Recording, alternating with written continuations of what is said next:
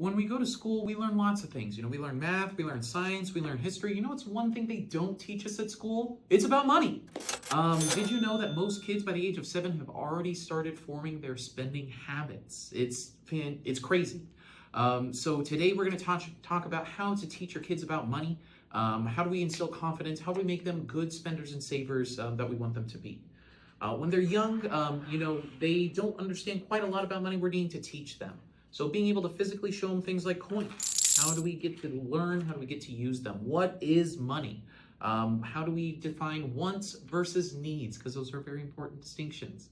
And then why is it important to be able to save this money that we're using versus spending it on candy or other sort of things that we may not agree with later on. Beyond that, once we start getting into the ages of 8 to 12, we really want to talk about goal setting.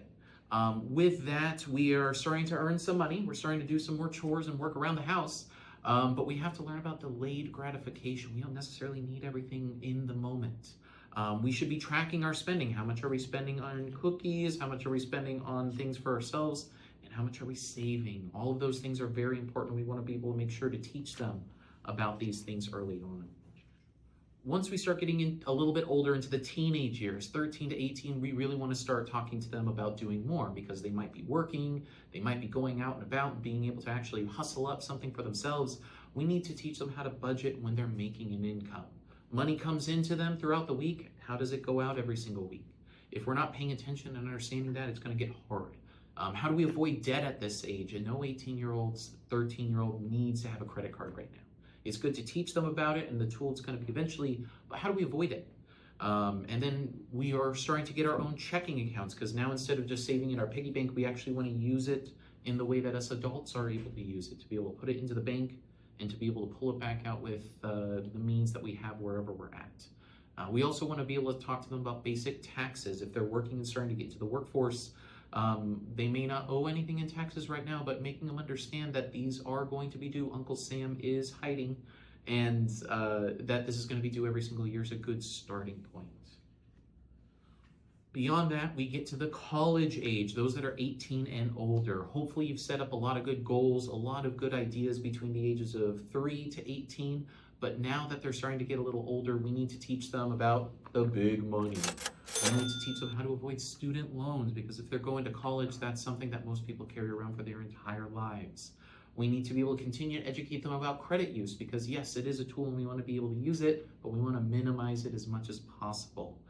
This is the point because they're potentially making money, they're having other things happen because they're coming out of college. Let's make a new bucket now for retirement. We are working, we have enough to be able to start putting away for ourselves. How do we make our future selves have an easier time than our parents or those before us? And on top of starting a retirement account, just other general investing is important as well. How do we utilize other sort of accounts, whether it be brokerage accounts, 529 accounts, everything like that. But on top of all of these bills and all of this investing we're doing, most important of all, we need an emergency fund. Why is an emergency fund important? What is the purpose of it? We need to be teaching our children these things just so they become aware and know that mom and dad might not be there forever. They need something to be able to protect themselves in a worst case scenario. The biggest thing though, beyond just teaching them some of these tricks that we're going over today or having them physically touch the money is by leading by example.